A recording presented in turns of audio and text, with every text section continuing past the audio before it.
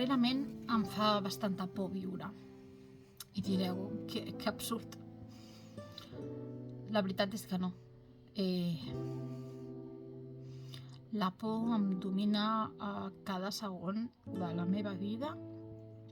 Me la controla. Ara mateix sóc una titella de la por. Tinc por de creure'm de veritat que no tenia que haver nascut. Tinc por d'arribar a creure realment el que diu el meu cap, de que faig fàstic com a persona, no només físicament, sinó com soc de caràcter, que sóc una persona que frustra, que culpa, que decepciona les persones que estima, que és incapaç de fer res pels de més bé, que és incapaç de fer bé per res per ella mateixa. La por de reconèixer que vaig fer malament en fallar cada un dels cops que em vaig intentar matar. La por d'estar aquí, sabent que puc estar sobrant i que sóc prescindible. La por de no creure en les paraules de la gent que crec que m'estima del meu voltant, que sovint sé que són certes, però el meu cap em diu un i un altre cop que no m'estimen tant, que ho passaran malament però que poden viure perfectament sense mi. La por de veure els blísters de pastilles i no acabar prenent-los sencers. La por de veure ampolles d'alcohol i no veure-te-les amb aquelles pastilletes que et fan inhibir de tot. Perquè les addiccions molts cops comencen amb substàncies o efectes o coses que et fan inhibir dels teus mals de caps, de les teves ansietats, de les teves pors, de les teves depressions. Així que inhibir-me de tot, acabar inconscient i col·locada ara mateix, és una de les coses que més anhelo i trobo falta i tinc por de realitzar-ho.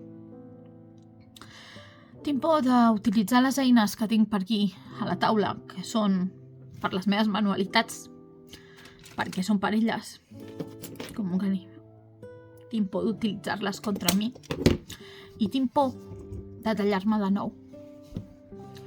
També tinc por de confessar a la gent que estimo que no estic tan bé com es creuen,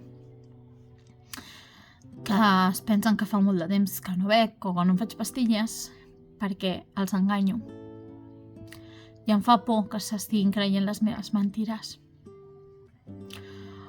La por de que em vegin actualment com tinc les cames, que porto dies amagant-les, dels talls que m'he anat fent i del dolor que necessitava castigar-me. Tinc por de no castigar-me lo suficient que em mereixo, segons diu el meu cap. Molta por. Massa por.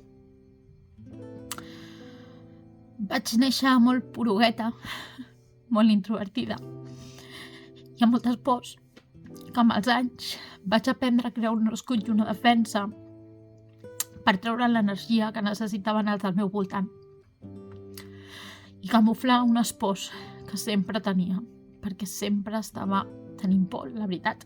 La por és algo que forma part de la vida, però em condicionava i no m'ho podia permetre. Quan explota tot, la por torna a sortir. Aquest cop em diu, no em tornaràs a amagar. Estaré allà present en cada un dels teus actes, en cada un dels teus pensaments. Tinc por que aquest pugui ser el meu últim vídeo. Espero que no, esclar. Tinc tanta por de perdre el control perquè noto que la meva ment guanya dia a dia cada una de les batalles a les que estem competint. Porto mesos lluitant, porto anys lluitant i torno a caure en una mala ratxa on a poc a poc el meu cap, la meva ment, està tornant a guanyar. I tinc por que guanyi. I la meva única valentia que em queda és posar-me davant d'una càmera, dir en veu alta les meves pors, publicar-les i ser valenta de dir amb el cap ben alt que tinc por, que sóc una persona poruga